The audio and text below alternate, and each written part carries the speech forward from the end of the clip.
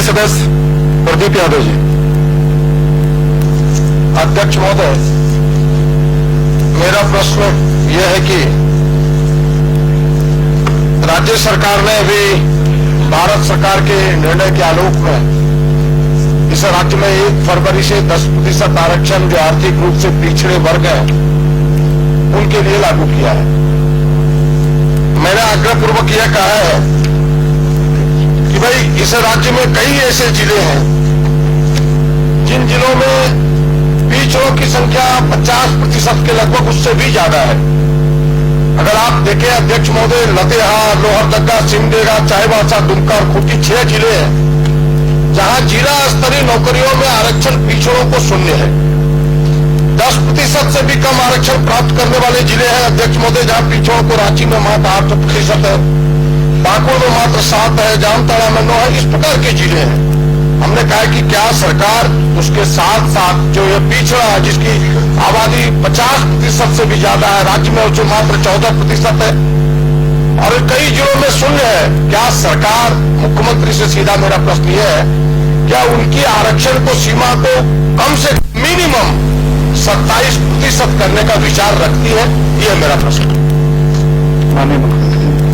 अध्यक्ष महोदय, संकल्प संख्या 5795 दिनांक 10/10/2 के द्वारा जिलों हेतु आरक्षण प्रतिशत निर्धारित है। पिछड़े हेतु आरक्षण की सीमा 27% करने का मामला सरकार के समक्ष विचाराधीन अभी नहीं। अध्यक्ष महोदय, यह तो अन्याय होगा। मैं केवल इस पर थोड़ा सा प्रकाश डाल के अपना पूरक पूछता हूँ। पूछ लीजिए ना। 1 मिनट आपका समय देता हूँ सदन का। अध्यक्ष महोदय, जो बिल्कुल आज से नहीं वर्षों से पिछड़ा है, सामाजिक रूप से, आर्थिक रूप से, नौकरियों में उनको जगह नहीं मिल रहा है अध्यक्ष महोदय, ऐसे लोगों को हम आरक्षण न दें, उनको आरक्षण से वंचित रखें और पीठ थपथपाते रहे कि नहीं केवल जो आर्थिक रूप से पिछड़े उनको देंगे, क्या गुजरेगा उनके दिल पर अध्यक्ष महोदय? मेरा सवाल यह है कि सरकार क्यों नहीं देना चाहती है? जब भारत सरकार 50% सीमा को लांघ सकती है तो राज्य सरकार के पास क्या मजबूरी है? उन मजबूरियों को कहना चाहिए सरकार को। और मैं सीधा, मेरा पूरक ये है कि क्या 50% की सीमा आप लांघना नहीं चाहते, इस कारण आरक्षण नहीं देना चाहते कि सरकार के सामने ये बातें हैं कि पिछड़ों का नौकरियों में बहुतायत हो गया है, इस कारण आप आरक्षण नहीं देना चाहते? 50 वाला मुझे वार्ता। अध्यक्ष महोदय, 67 वर्षों से भी जो हमारे स्वर्ण जातियों में, क्योंकि करीब हर जाति और उसको ध्यान में रखकर माननीय प्रधानमंत्री जी के नेतृत्व में केंद्र में सरकार ने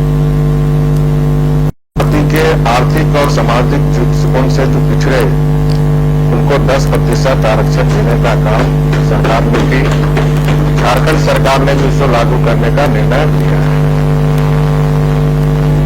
Bharatiya Janata party vote bank की राजनीति नहीं करती, तो सामाजिक आर्थिक दृष्टिकोण से जो पिछड़ा है उसका हक मिलेगा। और मैंने स्पष्ट कर दिया कि आरक्षण की सीमा 27% करने का मामला सरकार के पास अभी विचाराधीन नहीं है। अध्यक्ष महोदय, हमने कोई किसी का विरोध नहीं किया। मेरा भाई, आपको अपना कहने का अधिकार, हमको कहने का, भगा दीजिए हमको सदन से। हम अपनी बात कह रहे हैं, हम अपनी बात कह रहे हैं। हम पिछड़ों को आरक्षण मिलना चाहिए, हम अपनी बात कह रहे हैं। यहाँ 50% अधिक लोग हैं, उन्हें शून्य आरक्षण नहीं है, जिसकी 27%। आप सदन की संख्या आपको आप वॉकआउट कीजिए, हम पिछड़ों को आरक्षण मांगते हैं। ठीक है, ऐसा नहीं है प्रदीप जी, बैठ जाए। ये नहीं है, सीट में बैठ जाना, सीट में बैठ जाना प्रदीप जी, सीट में बैठ जाए, सीट में चल। बैठ जाए। अरे ठीक है, हो गया। हाँ, हो गया। एक मिनट। अध्यक्ष महोदय, माननीय प्रदीप यादव जी, राज्य गठन होने के बाद माननीय बाबूलाल मरांडी जी के नेतृत्व में मंत्री भी थे। उनको उस समय पिछड़ों की चिंता नहीं थी। अभी चुनाव आ रहे हैं तो पिछड़ों की चिंता हो रही है अध्यक्ष महोदय। आप आधी अधूरी बात सभा को रखते हैं। ठीक है, हो गया पंडित जी, ऐसा नहीं, मुख्यमंत्री प्रश्नकाल है ना। ठीक है ना वीरेंद्र सिंह जी, ठीक है प्रदीप जी, कोर्ट ने यह कहा कि तमिलनाडु का क्या, तमिलनाडु वीरेंद्र सिंह जी देख लीजिए ना। प्रदीप जी एक मिनट, प्रदीप जी मुख्यमंत्री प्रश्न, माननीय प्रदीप जी मुख्यमंत्री प्रश्नकाल का एक गरिमा रहने दिया जाए। इश्यू जरूर हो सकता है लेकिन एक गरिमा रहना चाहिए। माननीय सदस्य देवेंद्र कुमार सिंह जी, होगा प्रदीप, हो गया देवेंद्र कुमार सिंह जी, ठीक है प्रदीप जी, होगा, ठीक है, डायरेक्ट होगा, ठीक है प्रदीप जी, हो गया, ठीक है ना प्रदीप जी। हाँ, अंत में केवल यह कहते हुए कि जिन विषयों को हमने पाली की पहले चरण में उठाया था अध्यक्ष महोदय, वह विषय, जिस विषय को लेकर के आरक्षण की चर्चा की थी, केवल उसके 1 मिनट में कंक्लूड करते हुए कि वो महत्वपूर्ण है। भले ये कह दे ऊंची जाति को हमने झुंझुना थमा दिया, उसकी सीमा कितनी है? 8 लाख इनकम कौन दिखाता है अध्यक्ष महोदय? जिसकी 16 लाख आय होती है। आप औसतन यही है, 16 लाख आय वाले यानी 1.25 लाख जिसकी आमदनी होगी प्रत्येक महीने में, वो दिखाएगा 8 लाख अपनी आय को अध्यक्ष महोदय।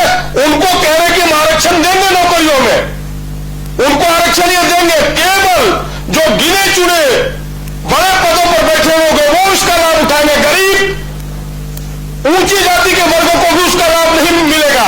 लेकिन इस राज्य में रहने वाले जो गरीब दलित पिछड़ा लोग हैं, जिसकी आबादी मोर देन 50% है, 50% से अधिक है, जिन जिलों का मैंने नाम लिया अध्यक्ष महोदय, उन जिलों में उनकी शून्य है। और मैं इसलिए उसका जिक्र कर रहा हूं कि उन्होंने पहली पारी में किया था उसका जिक्र, इसलिए मैं विस्तार से जरा से कहते हुए कि इसको पहली सरकार ने की 27%।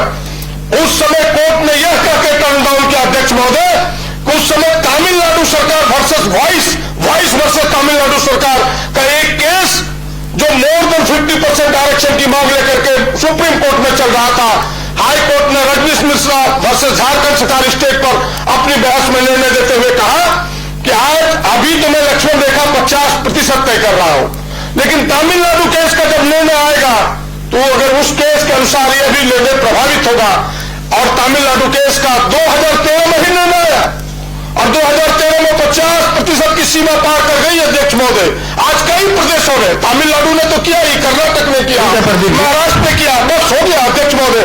तो इस राज्य में क्या इनकी हाथ क्यों बंधा हुआ है कि हम पिछड़ों को क्यों अधिकार से वंचित करना चाहते हैं? या तो यह सरकार पिछड़ा विरोधी है, पिछड़ों को हक देना नहीं चाहती है, पिछड़ों के नाम पर मुख्यमंत्री बनना चाहते हैं, पिछड़ों के नाम पर प्रधानमंत्री बनना चाहते हैं, राज्य के पिछड़ों को अधिकार देना नहीं चाहती है।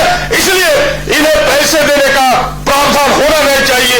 इसलिए हमने कटौती प्रस्ताव के पक्ष में अपना प्रावधान किया है। और मैं बार-बार ठोक के कहूंगा अध्यक्ष महोदय कि यह सरकार पैसों का लूट कराती है। पैसों को लेकर के अभी जो अनुपूरक बजट लाई है, यह भी लूट का जरिया बनाएगी और एक जनता के हितकारी काम नहीं होने वाला है, नौजवानों का हितकारी काम होने वाला नहीं है।